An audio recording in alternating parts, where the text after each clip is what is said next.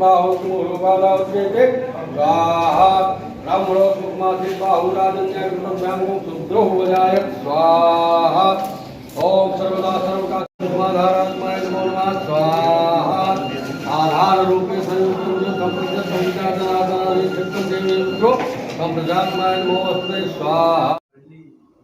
क्या उद्देश्य है और क्या मैसेज है? देखिए, रायबरेली में अब मैं स्थायी रूप से रहना चाहता हूँ और कोई इस प्रकार की बात ना कहे कि मैं आता हूँ चला जाता हूँ या मैं यहाँ का निवासी नहीं हूँ। एक ये जो आरोप लगता है वह भी ख़त्म हो जाएगा और दूसरा जो मेरा मन है, मेरी इच्छा है कि रायबरेली क्षेत्र का विकास नोएडा की भांति करूँ, वह कार्य मैं यहाँ रह के कर पाऊँगा। इसलिए मैंने अपना मकान ले लिया है और यहाँ पे स्थायी रूप से रहूँगा। दिल्ली कभी कभार जाऊँगा, जब यहाँ से मंत्रियों को मिलना होगा, उनसे यहाँ के काम कराने के लिए बात करनी होगी, जब वो मुझे अपॉइंटमेंट देंगे वहाँ का, तब मैं केवल मिलने जाऊँगा वहाँ से, या लखनऊ जब जाना होगा लखनऊ मंत्रियों से मिलना होगा।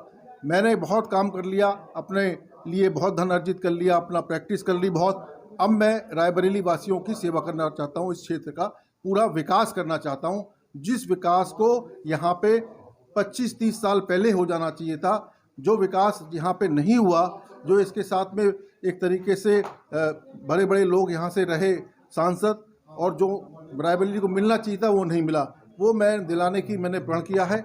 और यहाँ का, जैसे मैंने कहा भी है पहले, कि विकास में नोएडा की भांति करूँगा, उसमें कोशिश करूँगा, प्रयास करूँगा।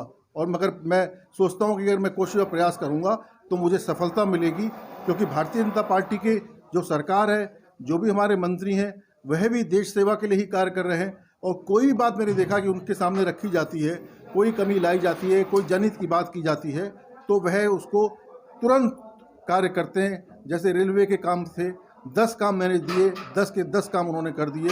2 काम ऐसे थे कि जो नहीं होने वाले थे, उन्होंने मना कर दिया। इसी प्रकार और भी विभाग के लोगों ने काम किए हैं, हुई हैं। और जो भी विकास अगर हुआ है वह 2014 के बाद ही हुआ है। पहले ITI की जो स्थापना की गई थी, ITI की क्या स्थिति है, ITI को नहीं चला पाए वो लोग। 365 एकड़ की ज़मीन है वहाँ पे और प्राइम लैंड है, और उसमें एक ज़माने में 10,000 लोग जो है कार्य किया करते थे, उससे अपना जीवन यापन करते थे। आज मात्र 150 लोग हैं। अब उसके लिए माननीय मंत्री जी ने हमसे कहा है कि इसको पुनर्जीवित करने के लिए कोई योजना दें, तो उसके लिए हम काम कर रहे हैं। मगर जितने दिन श्रीमती सोनिया गांधी यहाँ पे रहीं, जब वो सुपर प्रधानमंत्री भी थी, कोई कार्य नहीं किया। इसके अलावा एम्स की मात्र घोषणा करी 2009 में, उसको मूर्त रूप नहीं दिया, और 2014 में चुनाव से पहले उसकी आधारशिला लिखी रखी उन्होंने। उसके बाद किस तेज़ी से काम हमारी भारतीय जनता पार्टी सरकारों ने किया है, और मैं हारने के बाद भी लगातार इसमें लगा रहा। आज भी मुझे याद है, चाहे आप डॉक्टर हर्षवर्धन जो पहले स्वास्थ्य मंत्री हुआ करते थे, या जगत प्रकाश नड्डा जी जो हमारे राष्ट्रीय अध्यक्ष पहले स्वास्थ्य मंत्री हुआ करते थे, उनसे पूछ लीजिए कितनी बार मैं उनसे मिला, कितनी बार पत्र दिया। बल्कि मैं कहीं रास्ते में कहीं वो दिख जाते किसी कार्यक्रम में, तो कहते थे देखो अजय अग्रवाल आ रहा है, देखो अभी बात करेगा एम्स के बारे में। और उसी के चलते उन्होंने इतना एम्स में 1500 करोड़ रुपए लगा के आज कितने बढ़िया एम्स, एक राष्ट्रीय स्तर का एक संस्थान खड़ा हुआ है, जहाँ पे रोगियों की सेवाएं की जा रही है। तो इस प्रकार का ये मूर्त रूप भाजपा ने दिया। इसी प्रकार से पहिया फैक्ट्री जो थी, रेल पहिया फैक्ट्री की मात्र घोषणा करी उन्होंने, और रेल पहिया फैक्ट्री को जो मूर्त रूप है वो भारतीय जनता पार्टी ने दिया। 2200 करोड़ की रुपए लगा के उसमें एक पहियों का जो उत्पादन हो रहा है, 1 लाख पहिए हर साल बन रहे हैं। और अब 2 साल की कैपेसिटी के लिए हमने मंत्री जी से कहा है, और मंत्री जी ने उसको एग्री किया है, और कहा है कि इतने पहिए बन जाएंगे कि हमको ये सारे पहिए बाहर निर्यात करने पड़ेंगे। और की अगर आपने बात किया है, तो सोनिया गांधी ने 2009 में इसको दिया था, 900 करोड़ रुपए दिए थे, और कल प्रधानमंत्री वर्चुअली इसका उद्घाटन 2 बार पर करने जा रहे हैं।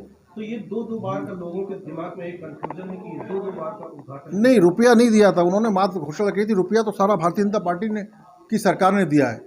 और जो उद्घाटन हुआ था तो आधारशिला उन्होंने रखी थी जाते जाते, जब उनको लगा कि अब, क्योंकि वो घोषणाएं करके मात्र लोगों को एक दिखा के, लालच दिखा के वोट लेने की राजनीति थी उनकी। और उनका ये उद्देश्य नहीं था कि यहाँ के लोग का विकास हो, यहाँ की आर्थिक स्थिति अच्छी हो, पढ़ने में पढ़ाई अच्छी हो, स्वास्थ्य अच्छा। उनका केवल ये था कि वो गरीब रहे, दबे रहें, कुचले रहें, और सिर्फ उनको एक तरीके से वोट मिलता रहे। मगर भारतीय जनता पार्टी की ये सोच नहीं है।